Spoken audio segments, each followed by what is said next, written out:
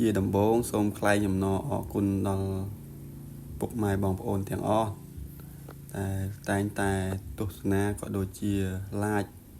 និង comment រាល់វីដេអូរបស់ខ្ញុំកន្លងមកគ្រប់វីដេអូជាការតបស្នងសូមជូនពរពុកម៉ែបងប្អូនទាំងអស់ជួបតែពុទ្ធពរទាំងឡាយ4ប្រការអាយុវណ្ណៈសុខៈពលៈនិងរស់ស៊ីទទួលទានមានបានគ្រប់គ្នាហើយថ្ងៃនេះផងដែរនាំអារម្មណ៍ពុកម៉ែបងប្អូនទាំងអស់មកទស្សនានៅមុខម្ហូបចាស់ប៉ុន្តែវីដេអូថ្មីតែមានសកម្មភាពធ្វើម្ហូបដែលមានឈ្មោះថាស្ងោរត្រីព្រួលជាមួយនឹងប៉េងប៉ោះក្នុងនោះផងដែរយើងមានគ្រឿងផ្សំដូចជាគល់ក្រៃរំដេងខ្ទឹមសហើយនឹងស្លឹកក្រូចជាការចាប់ដើមដំបូងឡើយខ្ញុំសម្អាតបន្លែប៉េងប៉ោះគឺខ្ញុំយកបន្លែមកសម្អាតដោយការចិតក្បាលផ្លែប៉េងប៉ោះលាងទឹកឲ្យស្អាតបន្ទាប់ពីលាងទឹកស្អាតហើយយើងយកផ្លែប៉េងប៉ោះមួយហ្នឹងយកមកពុះជាពីរហើយយើងមួយចំហៀងយើងកាត់ជា3ទៅបងប្អូនរៀងចង្វាមូលដើម្បីយើងយកបន្លែយើងទៅស្ងោរជាមួយត្រីនេះបងប្អូនដូចជារូបភាពដែលខ្ញុំបានបង្ហាញនេះពុះជា2ទៅហើយយើងជ្រៀកវាជា3រៀងចង្វាមូលទៅបងប្អូនសម្រាប់បន្លែប៉េងប៉ោះរបស់យើងចិតមួយរហូតដល់តែអស់ផ្លែប៉េងប៉ោះហ្នឹងទៅចិតវារៀងចង្វាមូលទៅបងប្អូនសម្រាប់ផ្លែប៉េងប៉ោះនេះផងដែរយើងដាក់ដើម្បីឲ្យវាមានរសជាតិជូរបងប្អូនយើងអាចជំនួសនឹងក្រូចឆ្មាបានបងប្អូនអាចមិនបាច់បង់ក្រូចឆ្មាក៏បានដែរសម្រាប់ឆ្ងោរនេះយើងចិតម្ដងមួយអស់ហើយយើងទុកវាមួយអន្លើទៅសម្រាប់បន្លែប៉េងប៉ោះរបស់យើងចាប់ផ្ដើមយកត្រីយកមកកាត់ជាកង់បងប្អូន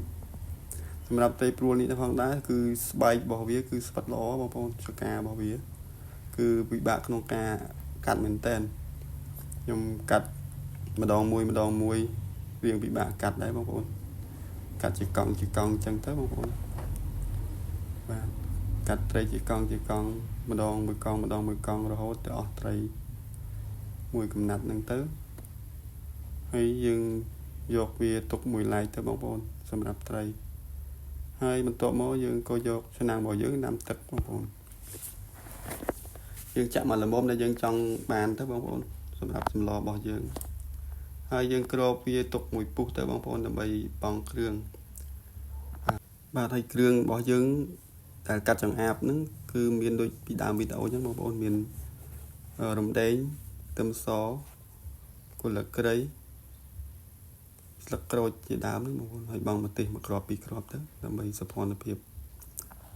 បន្ទាប់ពីយើងបង់គ្រឿងហើយយើងគ្រប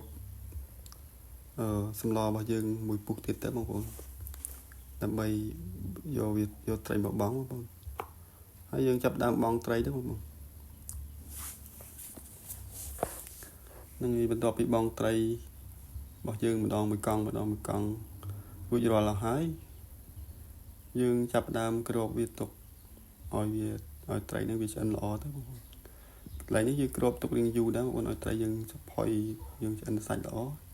ហើយយើងបើកកម្របមកយើងដួសពពុះដែរកចេញទៅបងប្អូនបន្ទាប់មកយើងថែមគ្រឿងទូទៅរបស់យើងហ្នឹងគឺគ្រឿងដូចសពមួយដងបងប្អូនមានដូចជាទឹកត្រីអញ្ចឹងទៅហើយនឹងម្សៅរ៉ូឌីពីចេង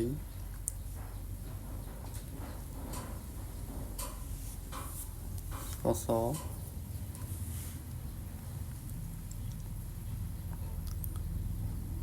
ចុងក្រោយគេគឺថែមអំបិលបន្តិចទៅបងព្រោះយើងមានទឹកត្រីមានរ៉ូឌីដែរអញ្ចឹងបន្ទាប់មកយើងកូរវិតទៅយើងគ្របវាទុកមួយពុះទៀតទៅបងប្អូនបន្ទាប់ពីគ្របវាហើយទុកមួយពុះយើងបើកមកយើងថែមបន្លែរបស់យើងទៅបន្លែរបស់យើងដូចដើមវីដេអូអញ្ចឹងបងប្អូនគឺផ្លែប៉េងប៉ោះបងប្អូនដែលយើងចិតហាន់ហើយហ្នឹងយើងយកមកបង់ផ្លែប៉េងប៉ោះយើងហ្នឹងចូលទៅបាទចូលហើយយើងគ្របវាមួយសន្ទុះធំទៅឲ្យផ្លែប៉េងប៉ោះរបស់យើងនឹងឆ្អិនល្អជាមួយនឹងត្រីបន្ទាប់ពីផ្លែប៉េងប៉ោះយើងឆ្អិនល្អហើយយើង